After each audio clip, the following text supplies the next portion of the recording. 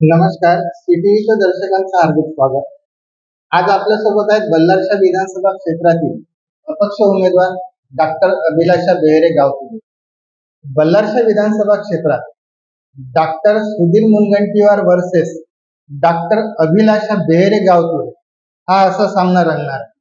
विकास पुरुष म्हणून ज्यांची ख्याती आहे अशा सुधीर मुनगंटीवारांना लोकसभेत एका महिलेने प्रचंड बहुमताने पराभूत केले आणि हीच परिस्थिती आता विधानसभेत डॉक्टर अभिलाषा बेहरे गावतुरे त्यांच्यावर आणतात का, हा प्रश्न सर्वसामान्यात विचारला जाऊ लागला. तर आपण जाणून घेऊया की डॉक्टर अभिलाषा बेहरे गावतुरे हे कुठले मुद्दे घेऊन बल्लारशा विधानसभा क्षेत्रातून आपलं नशीब आजमावत आहे. नमस्कार. सगळ्यात आधी CTV न्यूजचे मी आभार व्यक्त करते की त्यांनी मला माझी बाजू मांडण्याची संधी दिली.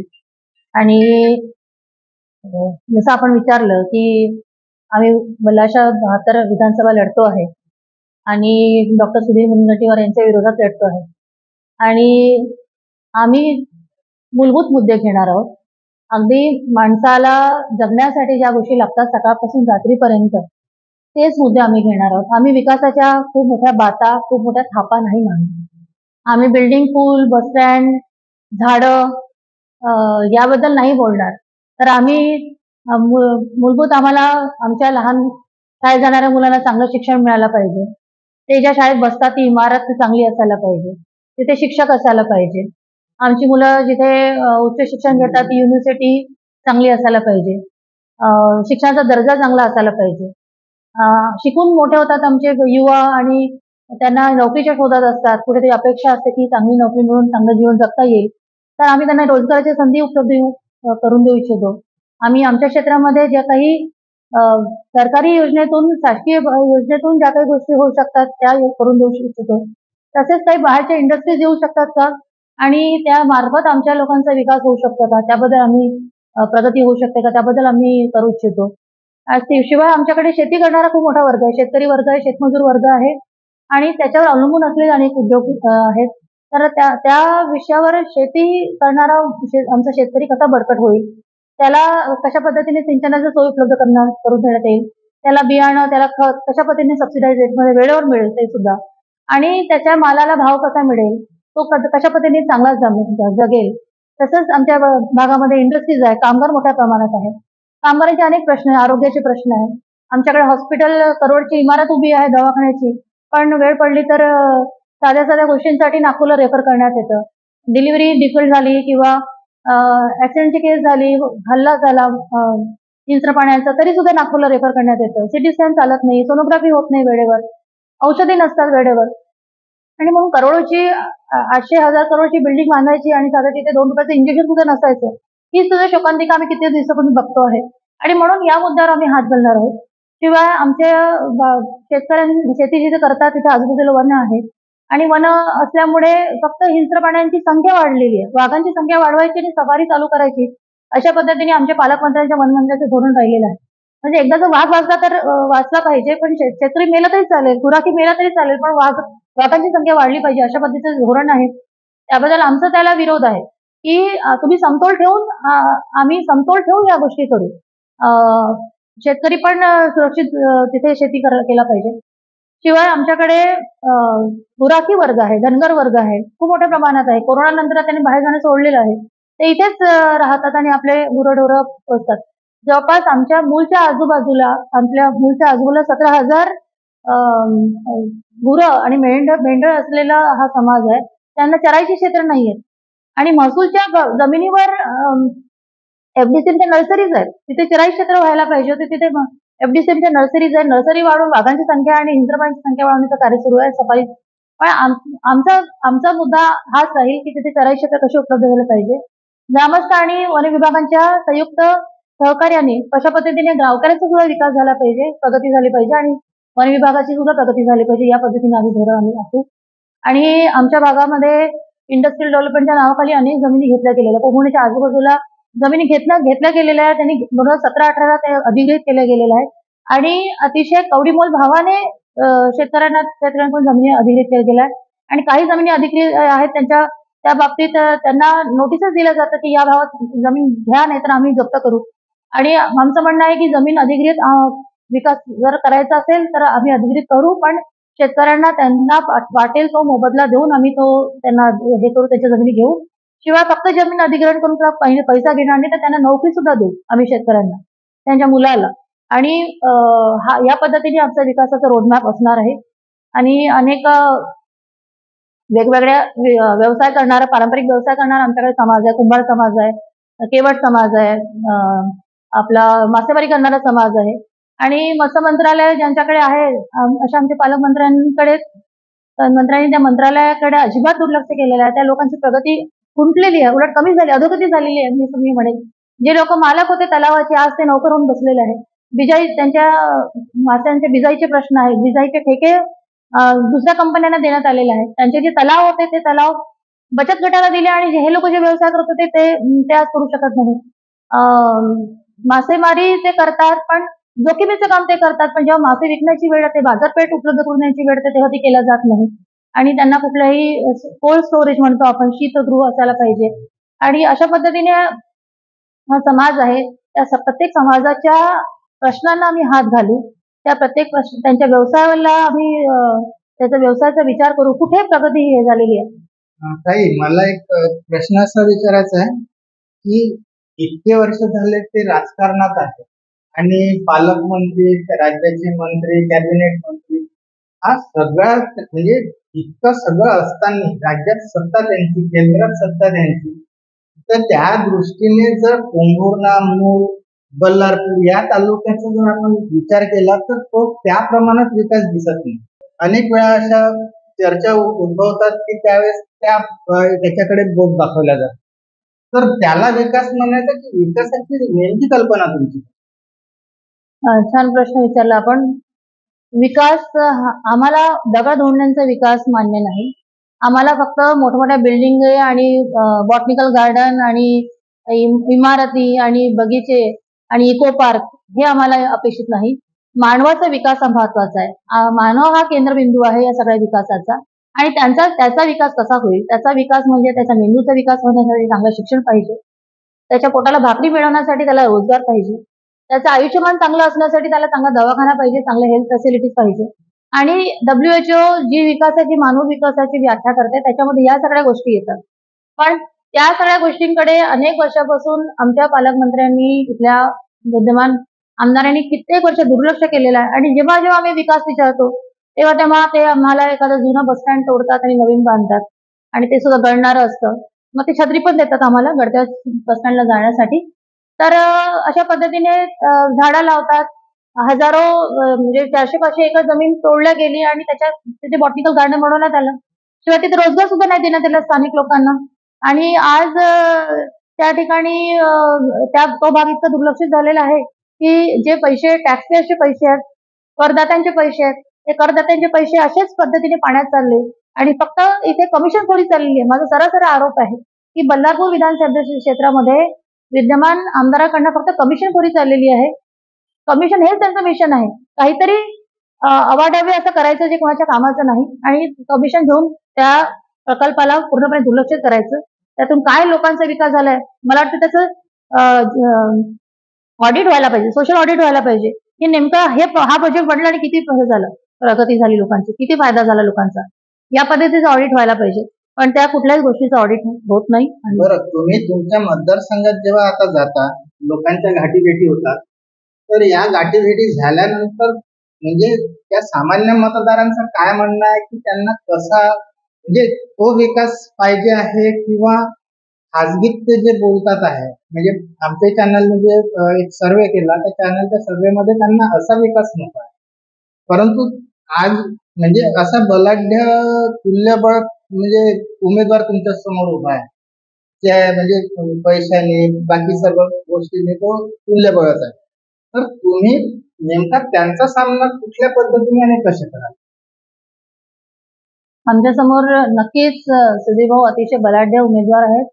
त्यांच्याकडे धनशक्ती फार जास्त आहे आणि अनुभव म्हणतात, म्हणजे आम्हाला तो अनुभव कुठल्या प्रकारचा आम्हाला कळत नाही. कुठला अनुभव म्हणजे पैसे कमिशन कमवण्याचा अनुभव भरपूर आहे त्यांच्याकडे.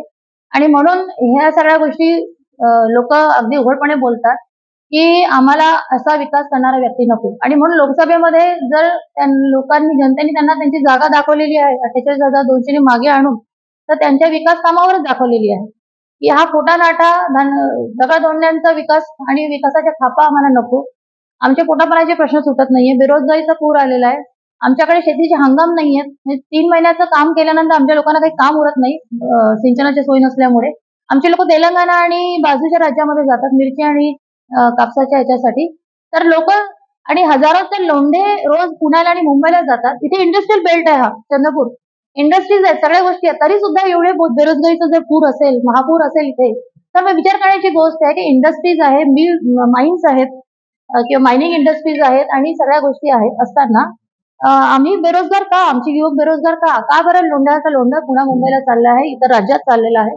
आणि म्हणून जनता सब जानती है. जनतेला माहिती आहे की काय हवंय आम्हाला आणि कोण देऊ शकतो, आणि म्हणून जनतेने आमच्यावर विश्वास ठेवलेला आहे.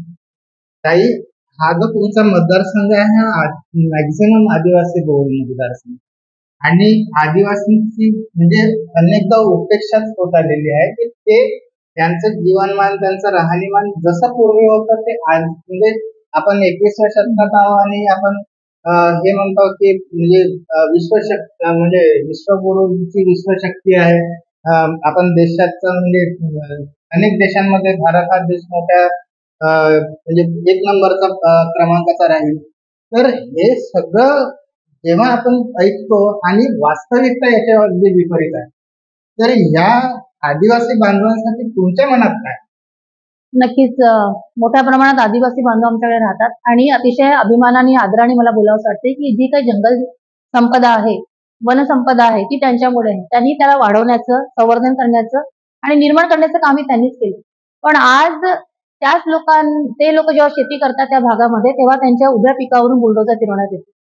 ते लोक जेव्हा शेती करतात तेव्हा त्यांना ते जबरांजोरची जमीन दिल्या जात नाही. जबरांजोरच्या जमिनीवर त्यांनी 32-33 फुट झाडं लावलेली आहे. लोकांना आदिवासींना वंचित केलेलं शेती करण्यापासून त्यांनी झाडं लावलेली. लोकांना तिथे दंडे मारण्यात येतात, अनेक पद्धतीने प्रताडित करण्यात येतात. त्या गावात जिथे त्या वनाच्या आजूबाजूला राहतात तिथे आरोग्याच्या सोयी नाहीये, तिथे शिक्षणाच्या सोयी नाहीये, आणि अनेक पद्धतीने त्यांचा विकास करता येतो. म्हणजे वन विभागाच्या अंतर्गत जी काही कामं येतात, मग ती फॉरेस्ट गाईड म्हणून असोत किंवा वन विभागाशी निगडीत जी काही कामं असोत, किंवा आम्ही तर म्हणतो की त्यांना आयुर्वेद वनस्पतीची खूप चांगली जाण आहे आमच्या आदिवासी बांधवांना.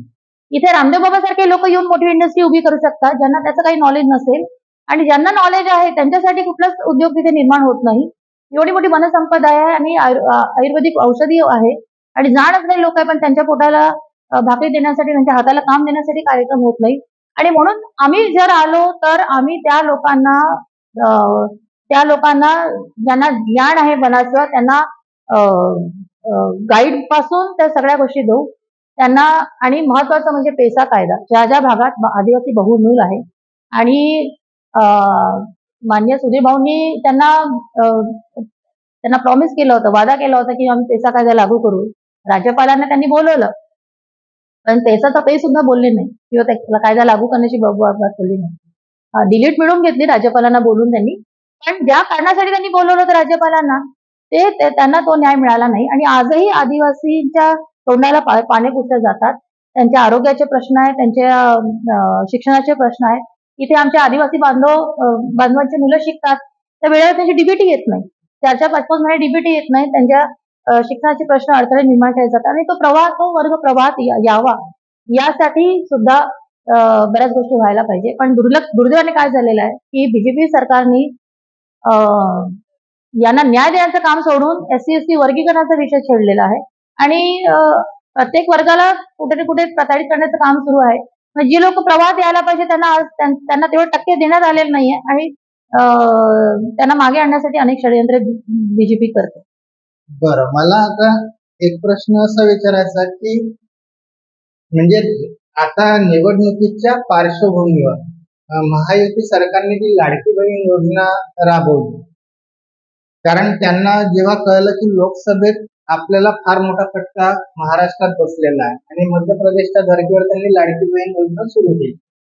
तर या लाडकी बहीण योजनेचा इतपत प्रभाव तुम्हाला पडलेला म्हणजे त्या मतदारसंघात असा आढळतो? नाही, अजिबात नाही. म्हणजे महिलांनी 1500 रुपये महिन्याचे घेतले, पण मला त्यांना माहिती आहे की आमचेच पाकिट मारून म्हणजे 5,000चं पाकिट मारायचं आणि 1500 द्यायचं. तेलाचा भाव, साखरेचा भाव आणि त्यांना त्यांच्या पोरांना लागणाऱ्या पुस्तकांचा आणि खोडरबरचा आणि पेन्सिलचा आणि औषधांचा सगळ्याच गोष्टीचा म्हणजे साडीवर सुद्धा टॅक्स लावला आणि दूध पावडरच्या डब्यावर सुद्धा जीएसटी लावलेली अशा पद्धतीने होत आहे. तर त्यामुळे आपलंच पाकिट मारून जर आपल्याला कोणी देत असेल तर एवढे पण आपण मूर्ख नाही हे समजण्यासाठी. मग आमच्या लाडक्या बहिणी अतिशय हुशार आहेत.